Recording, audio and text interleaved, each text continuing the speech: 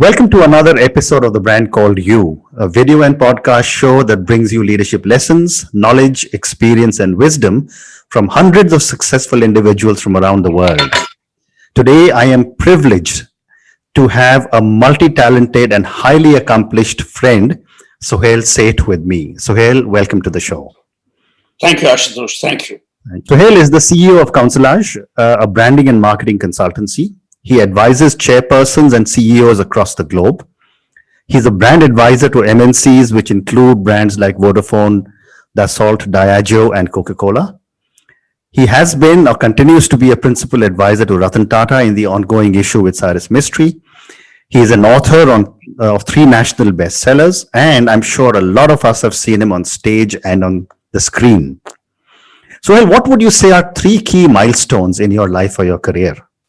Milestone number 1 was to become an entrepreneur and to start our own advertising agency. Milestone number 2 was to then shut it or get out of advertising and discover how feeble and how supplicant advertising had become to the client per se, and to start Counselage. And the third was when I got married. Wonderful. To Lakshmi, and we have our daughter Gayatri. So very clear milestones that one has had. 2 related to work, 1 related to personal life. And I love your personal milestone the best. I think that is so important in all our lives. It's the most rewarding. Correct. As I've often said, children are the only people who make you feel wanted.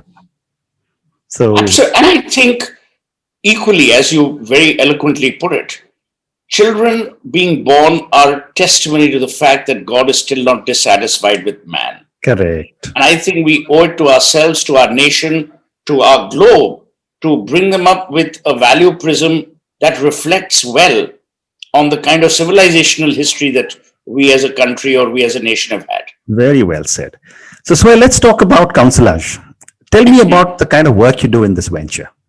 So, basically what happened was in 2006, I got tired of advertising, as I said, for 2 or 3 reasons. Number 1, advertising was beginning to be seen as a commodity.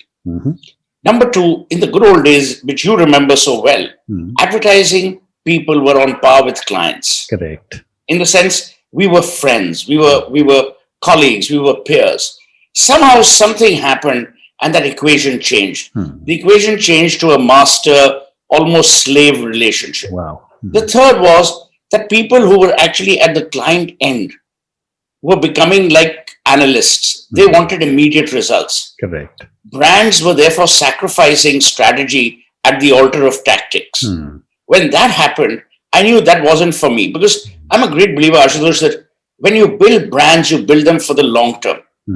When you sell brands, you sell them for the short term. That's when I started Counselage. And Counselage actually started out of a retirement bug. I was sitting at the main Taj in Bombay. In those days, you could smoke, which, by the way, I've given up. And Mr. Tata and Mr. Krishna Kumar were walking out. And Mr. Krishna Kumar says, you sent us this letter, this email that you're retiring. Have you gone mad? So, why would you do that? I said, I'm just exhausted. He says, no, what would you like to do? I said, I would like to charge the earth and advise clients on branding and marketing, but only the top echelons. Okay. Because I didn't want to get involved with brand managers and marketing directors all over again. Mr. Krishna Kumar, given his foresight or his indulgence, said, why don't you start with the Taj? Okay. And that's how Counselage began. When I was on the flight back from Bombay to Delhi, I met Oshim Ghosh, who said, listen, why don't you work with us on Hutch? And then I flew to Hong Kong and, met the whole Hutch team and then worked with Oshim. And that's how I got involved with Vodafone. Wow. So one thing led to the other. It was never, Counselage to this day has no PowerPoint presentation. We don't make a single pitch. We means there's only me. And we have never ever lost a client. Well, I would say that having known you for so long, you're probably a walking PowerPoint presentation yourself.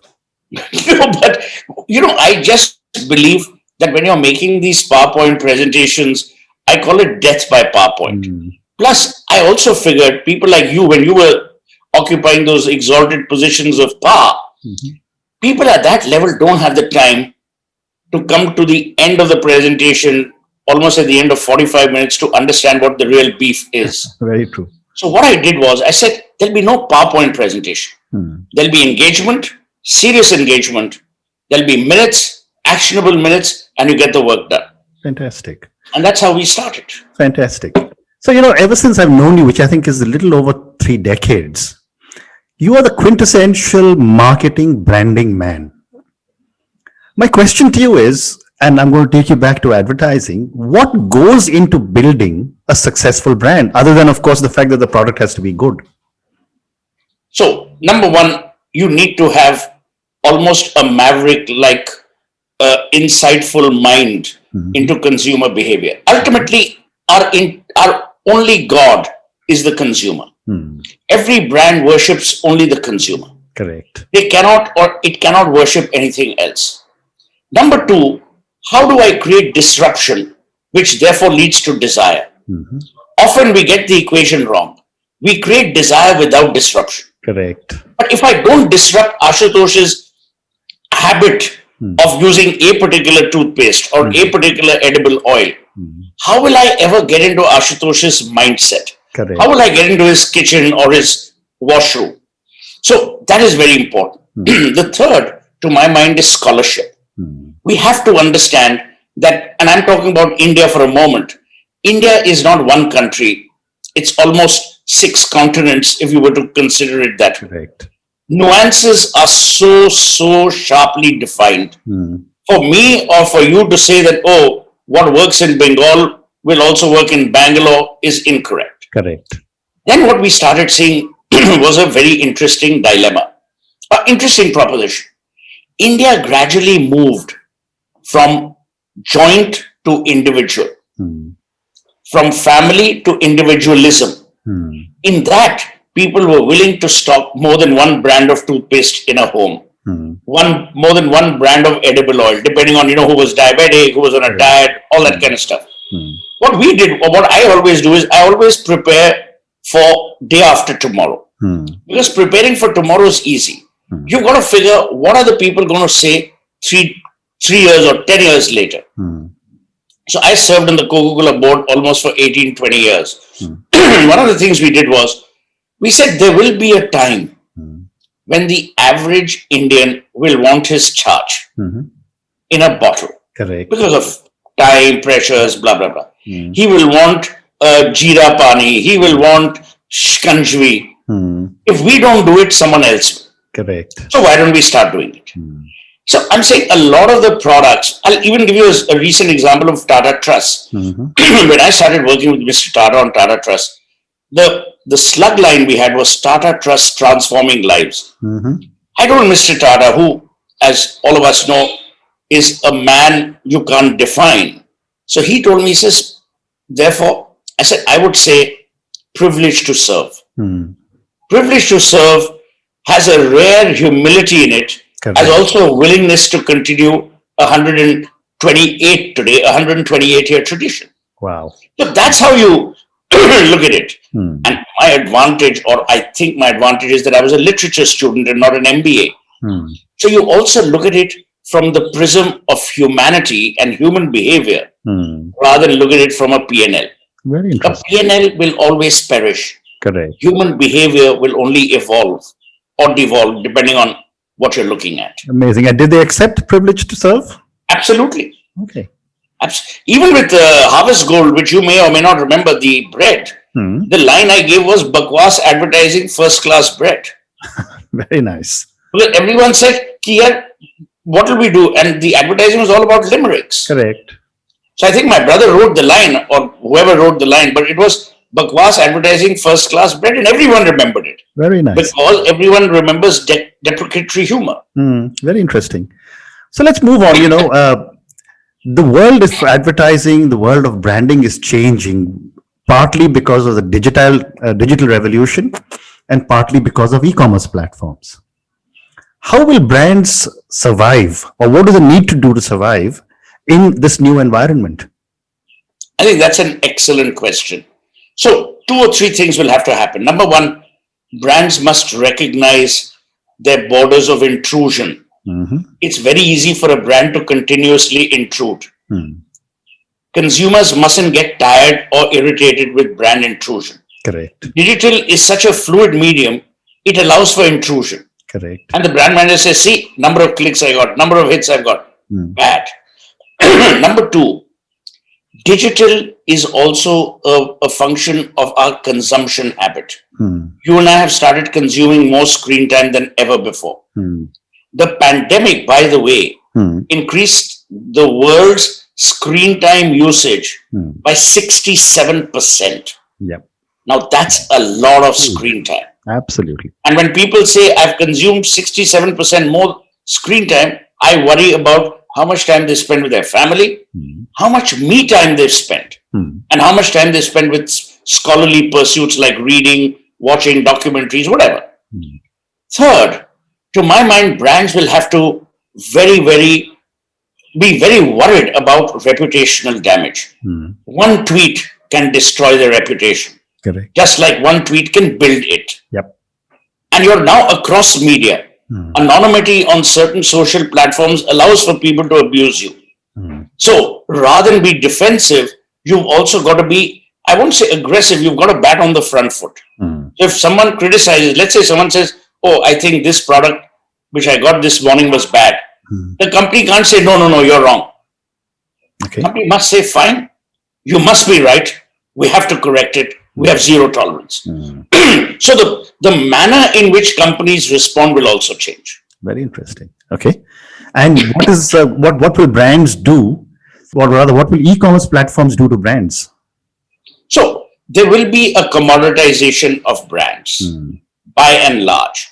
Having said that, the nature of branding is such that brands will always have a certain value premium over non-brands. Okay. It's just like if you go to a supermarket, there's private label and then there are branded labels. Correct. If you want a particular kind of tea or you want a particular kind of coffee, you will ask for that coffee. But here's the interesting thing, Ashit, and I'm glad you mentioned this.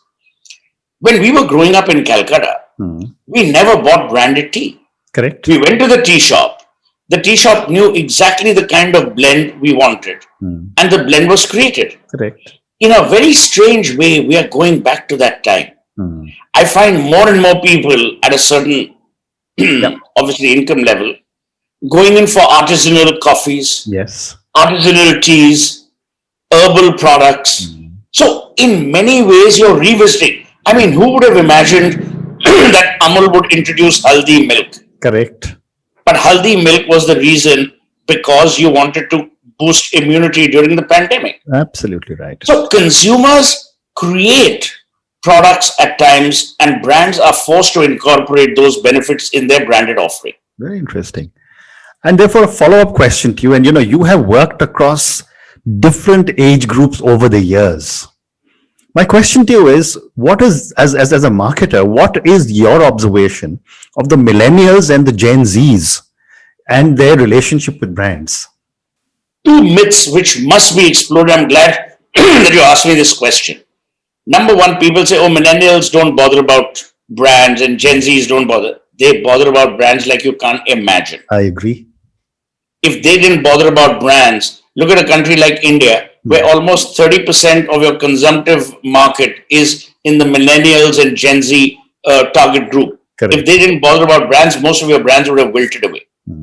Look at what's happening in America.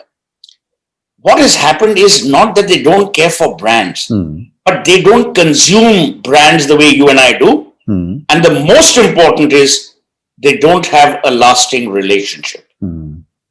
Their relationship is with what the brand delivers. You and I would continue to use Colgate even if it disappointed us on 3 days out of 7 in a week. These people have zero tolerance for disappointment. Correct. Because they have no affiliations. They have no links to the past. And there are no family or peer pressures that they work under. Very interesting. Very interesting. So that's basically the change. Very interesting. And I guess the brand managers have to change themselves to be able to address these individuals. I think the brand managers today need to recognize that not only millennials and Gen Zs, I mean, take for instance, the age group between 65 and 80. Hmm. They're your largest consumers of voice over internet. Correct. They're your largest consumers of Skype. Hmm. They are your largest consumers of healthcare, in a manner of speaking. Correct. But who talks to them? Very few. Nobody. Yep. We say, yeah, if he's 65, he must be too old. He won't understand technology. Yes. They understand technology better than you and me. Absolutely. My mother watches all her movies, all her Pakistani TV serials, Indian TV serials, Mexican TV serials, all on her iPad. Correct. She doesn't watch them on television. Yeah. So one day I asked her, I said, Mama, why are you watching it here and not on the television? She says, if I feel cold inside the room, I can go out and sit in the garden under the sun and watch my series. Very interesting. So it's all changing. I agree with you. So let's move on and talk about some of the other things that you do. Tell me about your books. So the first book was basically a compendium in your face, which is a compendium of all my Indian Express articles, which was neither here nor there. Yeah. The second was Get to the Top. The title was given by Chiki Sarkar. A lot of people say, oh, was it a networking book? But no. It was just simple lessons I'd learned. One or two were, the first was, if you want to be interesting, be interested. I can't go to Ashutosh's house and have a meaningful conversation with him if all my life, all I've done is only discussed either money or property. Correct. The second is basic common etiquette. If Ashutosh and Veera invite me for dinner, I'm not going to say, oh, who else is coming? Okay. I'm actually going for you. So it was how life's lessons have been learned. Correct. Then never make clients out of friends, but make friends out of clients.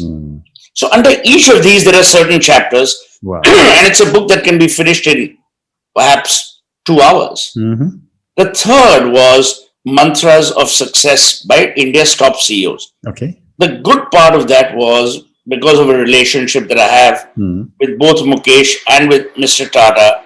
We got Mukesh Ambani and Ratan Tata in those days to write in the same book. Wow. And that was a good thing. And all three actually have done remarkably well. Wonderful.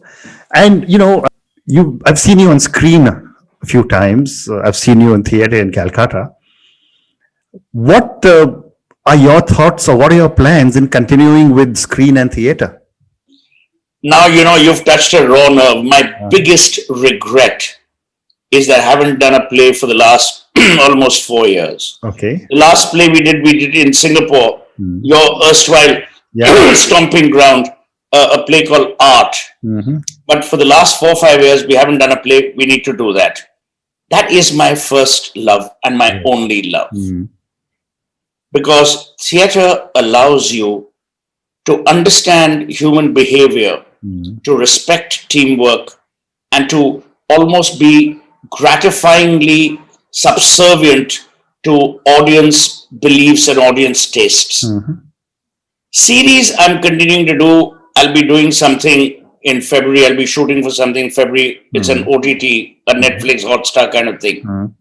But theater is my first love and my only love. And you've done, I think, 160 plus plays, isn't it? 167. 167. But the tragedy is, if you remember in the good old days, you had an ITC, you had a Godfrey Phillips, you had all these companies who would go out of the way to sponsor. Correct. Today, no one wants to sponsor plays. No one wants to sponsor theater because it's passé.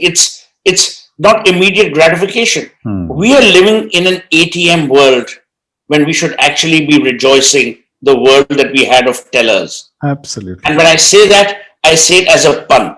Yeah. We want anytime modification. We don't want the storytellers that we grew up with. Correct. Our grandmothers never spoke in slogans. Yes. The Prime Minister of India does. But our grandparents spoke anecdotally. When they sent out a signal or a message, it was wrapped, it was enveloped in an anecdote. Correct. We need to get back to those days of storytelling, Very of actually creating. And the tragedy, Ashutosh, is our education system. You'd be shocked that Shobha Day has replaced Shakespeare at Bombay University. Amazing. Amazing. I mean, it's not a commentary on either Shobha or Shakespeare. No, I understand. It's a commentary on us. Yeah. There's no Premchand, there's no Dinkar. In Calcutta, there's no Tagore. Other than when he's politically relevant, when Amit Shah or Narendra Modi or Mamata Banerjee go to Vishwa Bharati, that's the only time Tagore props up. Correct. Well said. So those are the things we have to face. Very well said. So I'm going to move to the last section of our conversation and some questions for you personally.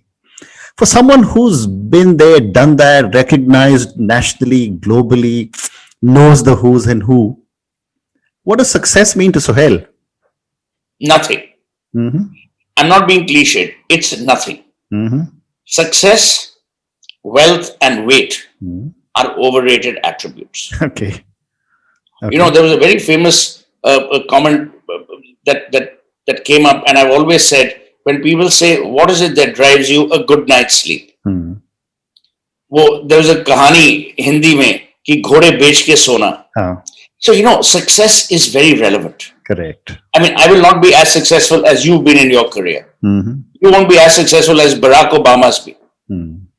What is, you know, and we need to go back to the Vivekanandas and the Sri Aurobindos. When Sri Aurobindo actually was asked about success, he says, I don't know. Haven't experienced it because I haven't looked for it. Correct. Well said. Jiddu Krishnamurti always said, he says, I don't know what success is because it's never come to me and shown its vistitudes. It's never shown me its vistas. So I really don't know what success is. Can it be measured in money? Perhaps. Can it be measured in happiness? Never.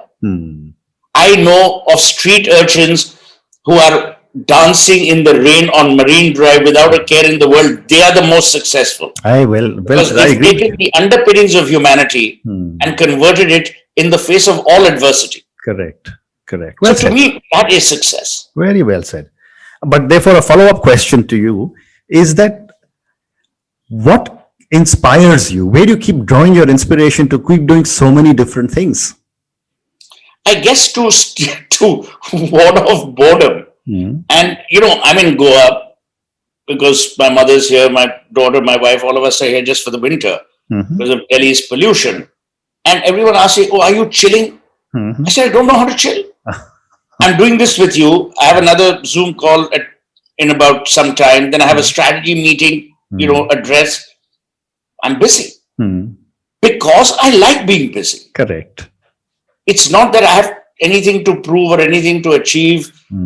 Almost 70% of my time right now, if I may say this on your podcast, is pro bono in any case. Right. Because I genuinely believe that we were privileged to have the opportunities of scholarship, of education, and we need to give back in greater measure. I agree. That's something I agree with you completely. Yeah. So I have time for two more questions for you. My next question is that if you, Suhel, were a role model to millions of children who closely followed you and your life choices, and I know you've got millions of people who follow you on Twitter, what is the one thing you would change in yourself? I would become kinder. Okay. I can't suffer fools, and it shows. And sadly, it comes across as obnoxiousness or arrogance. I would change that at a heartbeat. Okay. But you know, the tragedies, I've been trying to change that and still come across as obnoxious and arrogant. Okay. But now, what more can I do? Yeah, I agree. And I think this plain speak has further aggravated that perception. But that is one thing I would change. I would become much kinder with people who have a silly contrarian view. I don't mind a contrarian view. In fact, Narayan Murthy of Infosys said it brilliantly. He says, I would love people to disagree. What I would worry about is when they're disagreeable. Correct. Well said. In fact, that's one of the things I've always admired about you is your plain speak, you know, and Yeah, but it gets you into a lot of trouble. it does. So I agree. So my last question to you, and this is a question on failure. I have a new book coming out on failure. And again, I've always believed that Indian parents or South Asian parents don't teach children it's okay to fail. And that manifests itself in our behavior patterns. My car must be now first. I'm sitting in the last row in economy, but I must get out first, etc., etc. Yet we keep failing. My question to you, Suhel, is what have been some of your learnings from your mistakes or your failures? I've always believed that for me, the biggest lesson, and whenever it happens, is failure. And I've always used failure as a measure of personal introspection as to why did I do this. Okay. And when I say failure, I mean failure in relationships, failure professionally, failure personally, failure in managing things that I should have been able to manage better. And I genuinely believe that if we treat failure as lessons, to paraphrase Alice in Wonderland, they won't lesson from lesson to lesson. Correct. But we are castigating of failure. We are unforgiving, which is why I always say, if Steve Jobs and Bill Gates were born in India, they would have never been able to create the enterprises they created. Correct. India is extremely unforgiving. And I'll tell you why. It's not the children, it's the parents who are competing. If you stand outside a school, it's the women and the men, the parents of children who are competing. Correct. The poor child, the hapless child doesn't even know what the hell is going on. Absolutely right. And we are competing for societal approval. Correct. Which is, by the way, the worst thing. Absolutely right. People will always ask you, Ashutosh, तो जी आपका बच्चा कौन से school में जाता है? They will never ask you, उसको subject कौन सा अच्छा लगता है? Absolutely. What does he like as a subject? True. They will always ask you, which school does he go to? Absolutely. That's what we become. Well said. We choose and venerate brands even in the wrong places at times. Well said. Suhel, thank you so much. It's been such a pleasure speaking to you. Thank you so much. Lots and lots of success in everything that you do. To you too. Thank you. Thank you.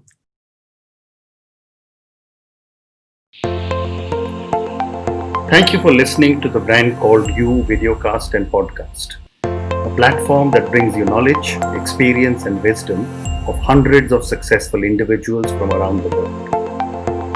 Do visit our website www.tbcy.in to watch and listen to the stories of many more individuals. You can also follow us on YouTube, Facebook, Instagram, and Twitter. Just search for the Brand Called You.